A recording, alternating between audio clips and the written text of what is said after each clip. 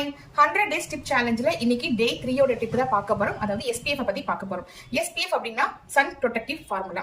இந்த SPF எதுக்காக போடுறோம் அப்படின்னு பாத்தீங்கன்னாக்கா நம்ம வெயில போகும்போதும் சரி, நம்ம லைட் ரேஸ்ல, அதாவது மொபைல்ஸ், லேப்டாப்ஸ் வீட்ல இருக்கும்போதே லைட்ல நம்ம இருக்கும்போதும், நம்மளோட கிச்சன்ல வந்து ஒர்க் பண்ணும்போது இந்த ரேஸ் வந்து நம்ம ஸ்கின்னை டேமேஜ் பண்ணாம இருக்கணும் அப்படிங்கிறதுக்காக இந்த SPF வந்து நம்ம யூஸ் பண்ணலாம். இந்த SPF வந்து நிறைய பேருக்கு வந்து யூஸ் பண்ண தெரியாம யூஸ் பண்ணி, அதாவது ரொம்ப ஆயிலியா இருக்கு, கிரீஸியா இருக்கு, ஸ்மஜ் ஆகுது அப்படின்னு நிறைய பேர் ஃபீல் பண்ணி யூஸ் பண்றதே விட்டுட்டாங்க.